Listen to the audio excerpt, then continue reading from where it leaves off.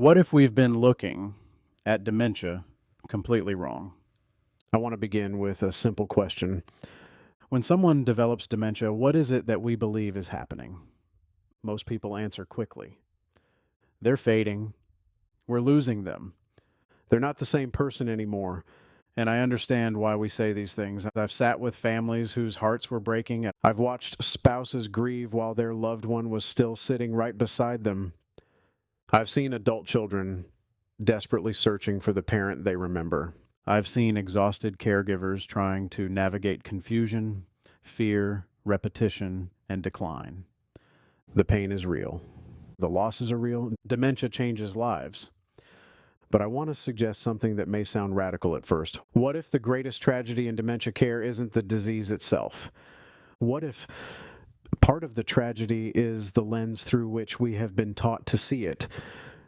Because for decades, dementia care has largely been organized around a single question: what has been lost? Lost memory, lost abilities, lost independence, lost orientation, Lost function, lost recognition, lost self. And the moment we begin with loss, something subtle happens. We start measuring the person through subtraction.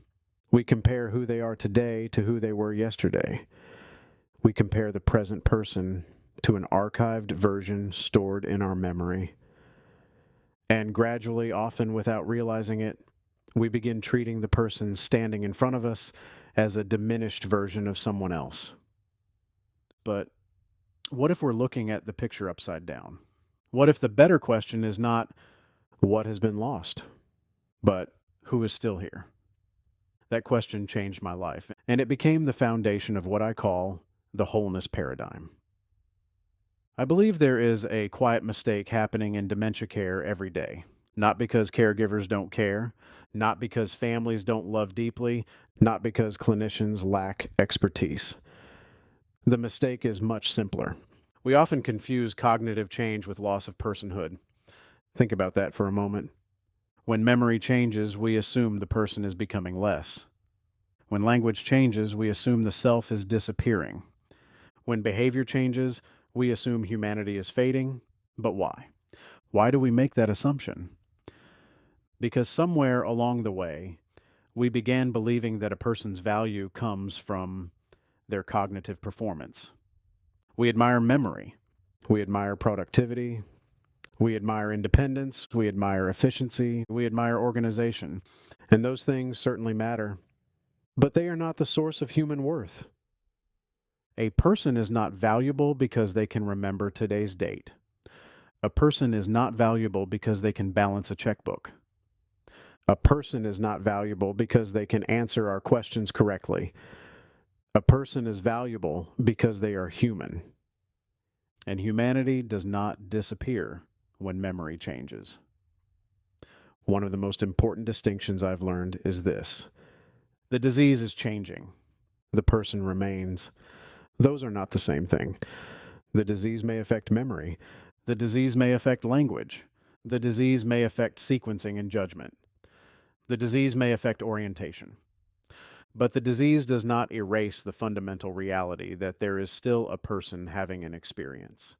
There is still someone feeling fear, Someone seeking safety, someone longing for connection, someone responding to love, someone needing dignity, someone needing to be seen. And perhaps one of the greatest failures in dementia care is that we become so focused on managing symptoms that we stop meeting the person. We manage medications, we manage appointments, we manage behaviors, we manage risks, we manage routines. Those things matter, but we must never begin managing the person. because a person is not a problem to solve. A person is someone to accompany. There is another assumption we carry into caregiving. We assume the caregiver is always the teacher. The caregiver knows. The person with dementia forgets. The caregiver guides. The person follows. But something surprising happens when you spend enough time with people living with dementia. You realize they are teaching too, Not intentionally, not through lectures, not through expertise, but through presence. They teach us how attached we are to control. They teach us how uncomfortable we are with uncertainty. They teach us how addicted we are to speed. They teach us how often we mistake efficiency for connection. And perhaps most importantly, they teach us that human beings are more than the stories they can tell about themselves. I have watched people who could no longer remember a conversation still recognize kindness. I have watched people who could not remember a name still respond to love. I have watched people who struggled with language communicate profound emotional truths. And every time it happened, I found myself asking, what if they are not disappearing? What if they are revealing something we've forgotten how to see? Most dementia care focuses on words. What should I say? How should I explain? How do I correct? How do I redirect? But I have learned that long before words matter, something else is happening. The nervous system is listening. The body is listening. The person may forget what you said, but they often remember how you made them feel. They may not remember the explanation, but they remember the emotional atmosphere. Think about that. A caregiver walks into a room rushed, stressed, frustrated, overwhelmed. Nothing has been said yet. And still something has already been communicated. Another caregiver walks into the same room slowly, calmly, grounded, present. Again, something has been communicated. The difference isn't information. The difference is safety. And safety is often the language beneath the language. I believe one of the most overlooked truths in dementia care is that people frequently respond more to our state than our words. They are reading us, feeling us, responding to us, even when memory is changing. Perhaps especially then. Many caregivers ask me, what should I do when someone keeps asking for their mother? Or, what should I do when someone says they need to go home? Or, what should I do when they insist something happened that didn't happen? The traditional response is correction. Explain reality.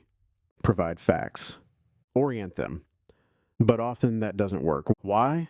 Because the question isn't always about information. The question may be about emotion. A person asking for their mother may be asking for safety.